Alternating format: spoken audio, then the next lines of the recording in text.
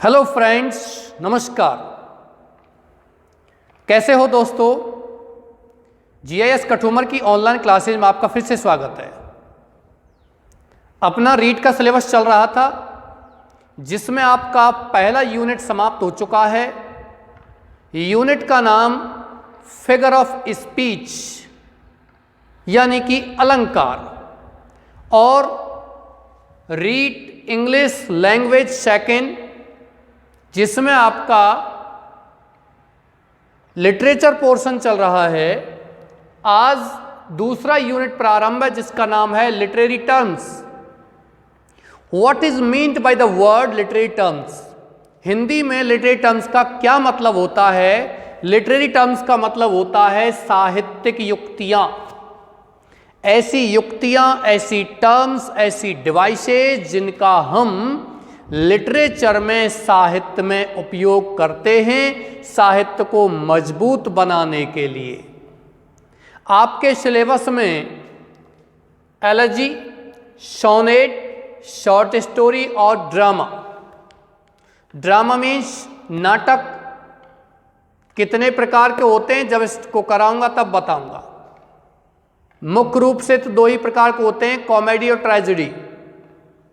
उसके बाद फिर कॉमेडी में बहुत से और जोड़ दिए गए हैं, ट्रेजी कॉमेडी, कॉमेडी ऑफ मीनेस, ऐसे और जोड़ दिए गए हैं। शॉर्ट स्टोरी का मतलब छोटी कहानी। सोनेट का मतलब होता है चतुर्दश पदी गीत, एक ऐसा गीत जिसमें 14 पंक्तियां हों। 14 पंक्तियों के गीत को हम क्या बोलते हैं? सोनेट बोलते हैं। पेट्रार्कन और इटालियन सोनेट, शेक्सपियरियन सोनेट, ये दो प्रकार के सोनेट हैं। एलिजाबेथन सोनेट एक तीसरा प्रकार भी है, इसके बारे में फिर हम बात करेंगे। अभी फिलहाल हम जो बात कर रहे हैं वो है LG. LG, what is meant by the word LG? LG का मतलब होता है शोक गीत। मैं यहां लिख देता हूं, एलजी का मतलब क्या होता है? शोक गीत। शोक माने दुख, किसी की मृत्यु पर गाए जाने वाला गीत। चलिए डेफिनेशन देखते हैं। What is the definition of LG? An LG is a song. ध्यान रखना विद्यार्थियों, इससे बाहर आपको एलजी से संबंध कोई प्रश्न नहीं आएगा। आएगा बाहर तो कहां से आएगा मैं आपको बताता हूं, और इसमें से भी कहां से आएगा आपको ये वीडियो अंत तक देखना है। एन एलजी एक शोक गीत, इज ए सॉन्ग एक गीत होता है, ऑफ मॉर्निंग माने शोक पर, और लेमेंटेशन बिल्लाप, ऑन द डेथ माने मृत्यु पर, ऑफ ए पर्सन एक व्यक्ति की, और डेथ या मृत्यु ऑफ सम बिलव्ड किसी प्रिय फ्रेंड या मित्र की, और पैट्रॉन या किसी संरक्षक की। किसी संरक्षक, पैट्रॉन ध्यान रखना, संरक्षक गार्जियन, पैट्रॉन बिलव्ड फ्रेंड प्रिय मित्र की मृत्यु, या किसी व्यक्ति की मृत्यु पर जो बिल्लाप का गीत होता है, शोक का गीत होता है, वो क्या कहलाता है? एलजी कहलाता है। दूसरा सुनिए, the LG is often A pastoral. LG अक्सर एक पास्टोरल होता है, मतलब एक ग्राम्य होता है। मतलब गीत को, शोक गीत को गाने वाला एक ग्राम्य होता है, पास्टोरल होता है। एक चरवाहा होता है, भेड़ों को चराने वाला होता है। Dealing with A shepherd morning. Dealing माने डील करते हुए, संभालते हुए। विद ए शेफर्ड मॉर्निंग माने किसी शेफर्ड ग्वाले के, मॉर्निंग माने शोक को। At the death of A fellow, ध्यान रखना है प्रपोजिशन एट आया हुआ है, ऑन का प्रयोग कर सकते हो, एट का प्रयोग कर सकते हो। मृत्यु पर, ऑफ ए फेलो शेफर्ड माने अपने साथी, शेफर्ड माने ग्वाले। अपने साथी ग्वाले की मृत्यु पर एक शोक गीत को ये गीत प्रकट करता है, डील करता है। It is also called a funeral song. ये एलजी है, ये एक फ्यूनरियल सॉन्ग भी कहलाता है। यहां से प्रश्न आपका बनेगा, यहां से प्रश्न बनेगा, ध्यान रखना। पास्टोरल होता है, यहां से प्रश्न बनेगा, यहां से प्रश्न बनेगा। फ्यूनरियल सॉन्ग होता है। द एलजी इज रिटन, शोक गीत लिखा जाता है इन अल्टरनेटिंग माने वैकल्पिक रूप में, हेक्सामीटर माने षटपदी के। हेक्सामीटर माने षटपदी और पेंटामीटर माने पांच पदी।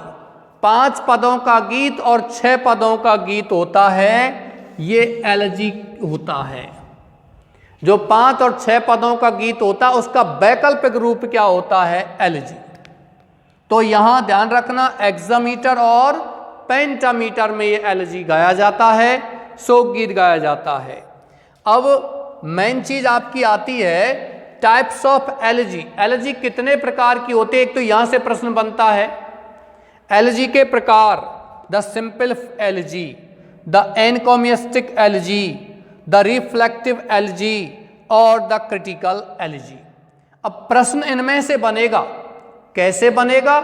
जैसे कि एक ऐसा शोक गीत, एक ऐसा एलजी जो 19वीं शताब्दी की क्रिटिसिज्म माने आलोचनाओं पर, सम आलोचनाओं पर आधारित होता था, उसको कौन सा एलजी कहते हैं? ए विकल्प में सिंपल एलजी, बी विकल्प में आ गया द एनकोमिस्टिक एलजी, सी में रिफ्लेक्टिव एलजी और डी में आ गया क्रिटिकल एलजी। तो क्या हो गया? क्रिटिकल एलजी आएगा।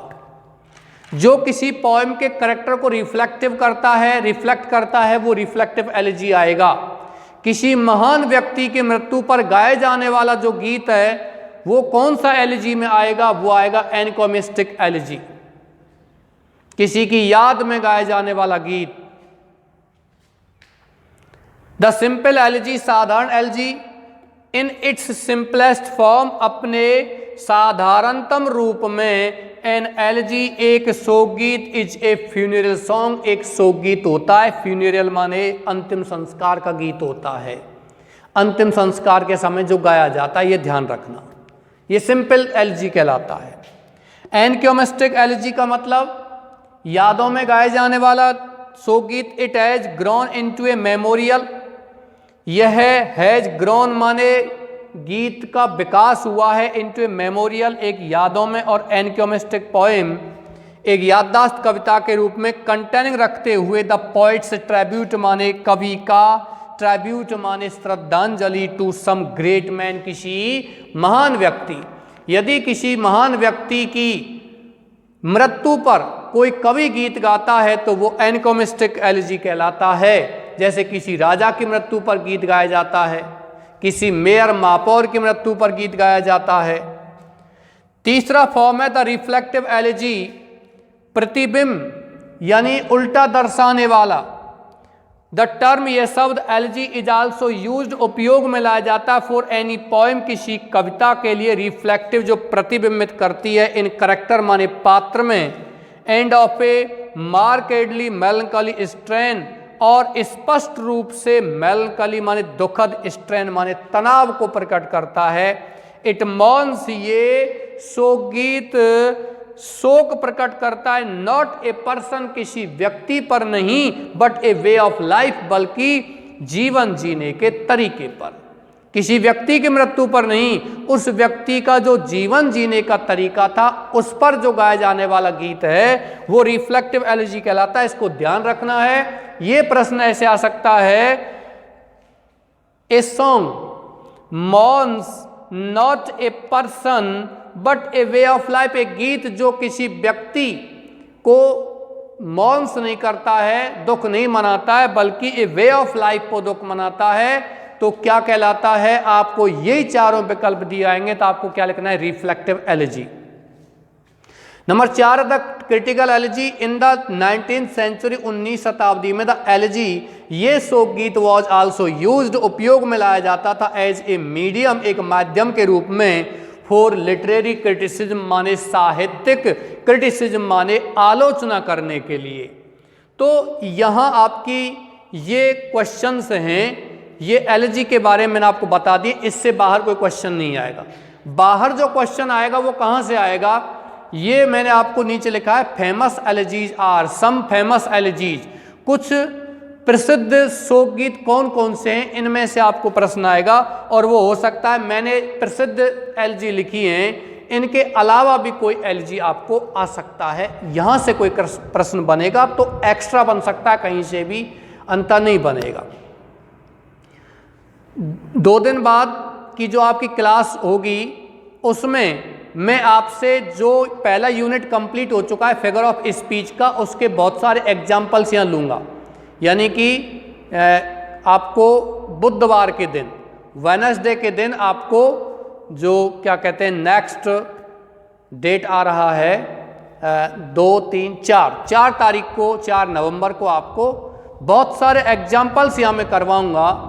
वो एग्जाम्पल्स किसके होंगे, आपके फिगर ऑफ स्पीच के, simile, personification, alliteration, metaphor, rhyme वगैरह के। ओके, तो आपको वो ध्यान रखना है। लाइव नहीं लूँगा, डायरेक्ट आपको वीडियो अपलोड करके मैं दे दूंगा, और जैसे आप वीडियो देखते जाते हो उसी प्रकार से आप उसमें कमेंट में डाल देना कि क्या उत्तर होगा सही।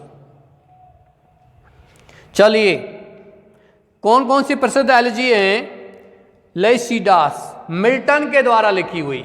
आपने मिल्टन के बारे में जाना होगा, जॉन मिल्टन का पूरा नाम है। 1608 में इनका जन्म हुआ था। 1616 में, 1564 में विलियम शेक्सपियर जन्मे थे, 1616 में उनकी मृत्यु हुई थी। 1608 में इनका जन्म हुआ था, जॉन मिल्टन का। And he became blind at the age of 44 years in 1654 1654 में 44 वर्ष की उम्र में उनकी आंखें चली गई थीं। So he is known as a blind poet, इसलिए वो एक ब्लाइंड पोइट के रूप में जाना जाता है। लेशिडास इन्होंने लिखी थी, बहुत शानदार क्या कहते हैं शोक गीत, जो एलर्जी है वो इन्होंने लिखा था। इसके बाद एडोनाइस शैली, पीबी शैली, पर्सी बाशी शैली इसका पूरा नाम है। और थेरेसिस लिखी थी आर्नोल्ड ने, मैथ्यू आर्नोल्ड इसका पूरा नाम है। लकीज डेथ ये लिखी थी वर्ड्सवर्थ ने, विलियम वर्ड्सवर्थ, बहुत अच्छे कवि आपने पढ़ा होगा। ब्रैक टेनिसन ने लिखी थी, अल्फ्रेड टेनिसन। इन मेमोरियन ये भी किस लिखी थी, टेनिसन ने। और जो सबसे ज़्यादा हम एलर्जी के बारे में जब बात होती है तो सबसे ज़्यादा इस एलर्जी के बारे में बात करते हैं, elegy written in a country churchyard. ये थॉमस ग्रे के द्वारा लिखी गई एलर्जी है। तो ये आपको यहाँ एलर्जी के बारे में ध्यान रखना है।